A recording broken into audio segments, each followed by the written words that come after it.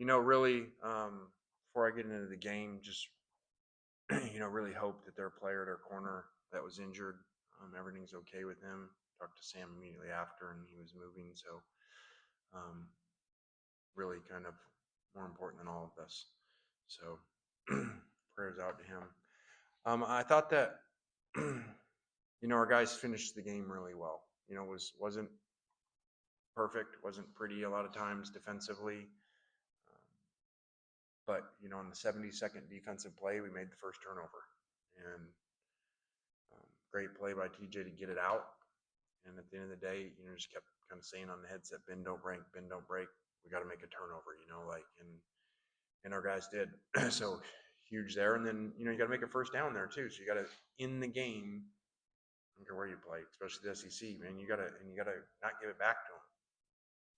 And I said, we get a lot of talk about that roster last year and what was here, but we had a chance in 2 games, to end games ahead at the end of the game, and didn't make a first down to end them. So we did it today, and obviously Trinidad played extremely well.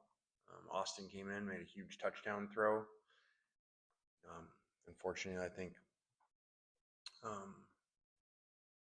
hurt himself on that drive, but really proud of Austin for going in there and making a big play in that situation. So Trinidad's day didn't surprise me. Anytime we've gone in the stadium in scrimmages or in his play the last 2 games, he's done a fabulous job. I just think he has the it, and that's why we brought him here. I think as you look around the country, look a year ago, when there's an SEC team and they lose their quarterback and they're a completely different team without him, and then when they get him back, they totally change. So, just set an off season, just like any room, D-line, DBs, hey, let's improve the room overall, and spend a lot of time and energy recruiting Trinidad, for situations like this.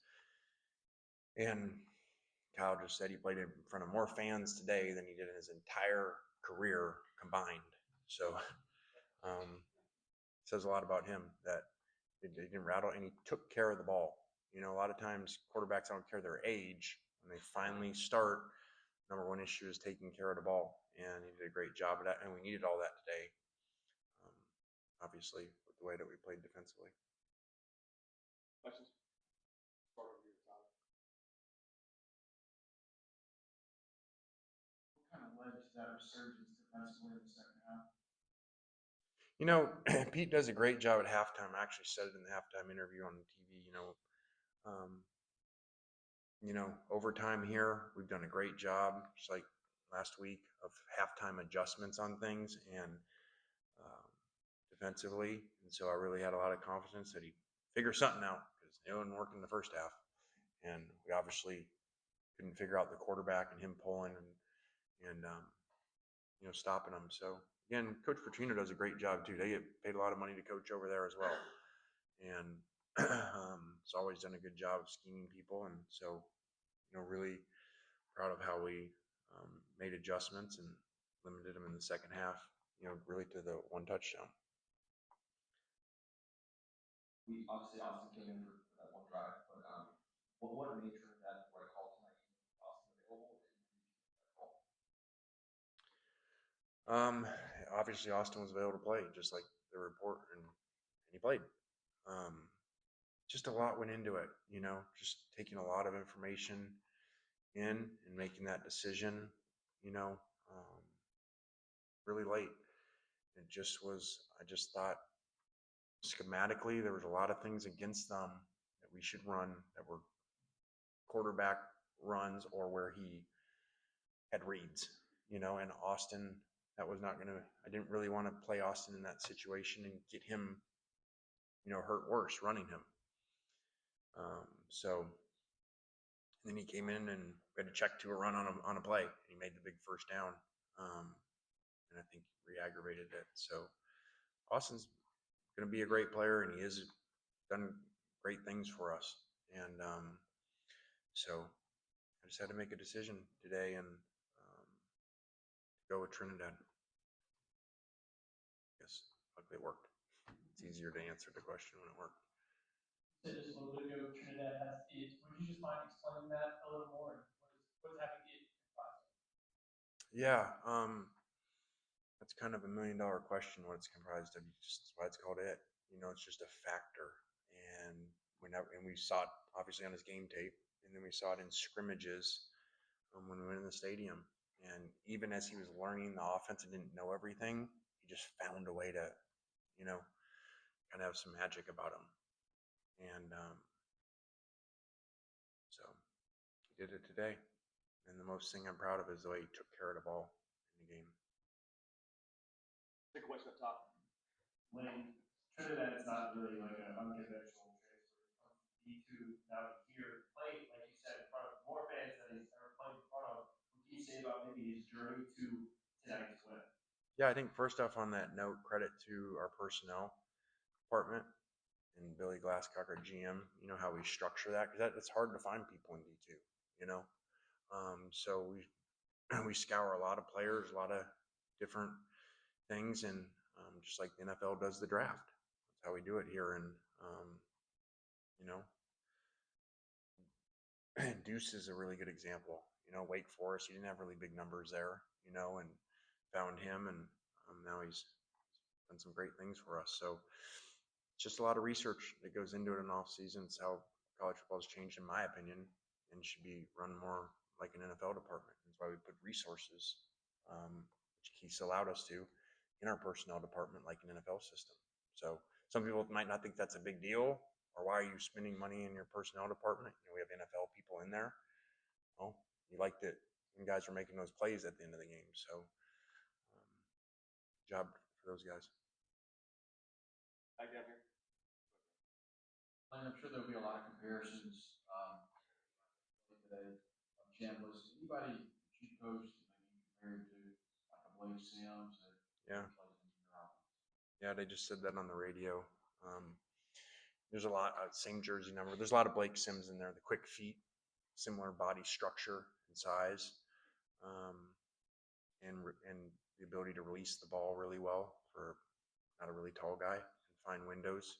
And so, yeah, there's a lot of Blake Sims in there. I'm not saying he's Russell Wilson. Don't get me wrong, but there's some similarities in that, kind of in the it factor and how he moves and holds himself. That I've kind of said that since he's gotten here. When you mentioned how in back-to-back weeks he had a chance to put the game away, but ultimately did it until the very end. How important is it for a team filled with newcomers to experience wins like these both on the road and at home? Yeah, it's really big for them to go through this adversity if you win. It's not good when you lose. I'm sure Sam would tell you that right now. So, like you said, they made the plays in that, and there's still things to make. We have the series before that, a chance to maybe put them away. We throw it slightly behind Caden Lee, and he drops the ball for the first time in a year. So there's still a lot of things to work on. And obviously, we got to tackle quarterbacks like that a lot better on defense. The first game, you see what you say, obviously the issue was just of the offensive line and their first time in a while. What's really the difference from the last two games? I think just playing together, made a change at left guard, and that's gone well. And I think too, both quarterbacks get out of trouble too, so that helps on some of the passes. But yeah, they really improved, I think.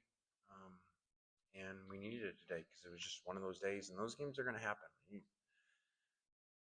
just happen, and we'll have a low-scoring one too this year too. It just happens that way. That's a fine in our team meeting, by the way. So you owe like $1,000. You go to the collective. Questions?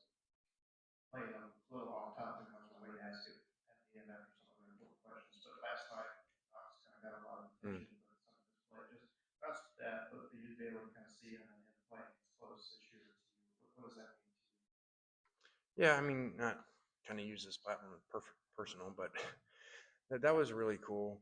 Just walking into the game, and there's I don't know, I just maybe never pictured my life the way that it is right now, and in a small town, and the coach, and the security guy, "Good luck tomorrow, coach." And then the referee that the umpire actually comes over in the game, "Good luck tomorrow, coach." And I was just kind of like sitting there with Dr. Luber on the sideline. And then, my favorite part was JoJo Ginn, whose dad works here. JoJo's like my favorite kid in town. He went in and scored at the end. And it just really it was a really cool moment, to have Knox here and just to, kind of be the coach in a small town. It was really, really cool that maybe I didn't picture or wouldn't have appreciated a long time ago the way that I do now.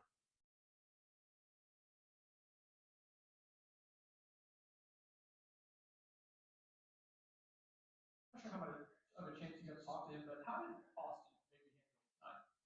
Yeah, Austin's a competitor. Austin's a great player, 19 years old, and is unbelievable what he's already done in his career, academically, baseball and football. So he's very competitive and wanted to go in there and wanted to play and fought through an injury all week, to get ready to play. And luckily he did, because it was a huge touchdown he made for us. What's up? First 2-3 weeks, your team's 2-0 in SEC play now. A lot of teams start with non-conference and then kind of load the SEC schedule again. Kind of toughness have you seen out of these last 2 games? Yeah, I mean, when you win, you love the schedule that way, so it worked. When you lose, you don't like it, because you kind of want some build up to games and maybe be able to play more players because games aren't so close. But luckily we gotten 2-0 in the conference, so it's been good. But we have a really good Tulane team coming in. It's like another conference game, so we're gonna have to really have a really good week of preparation. These guys do a really good job of coaching and have really good players. All right, guys, thanks.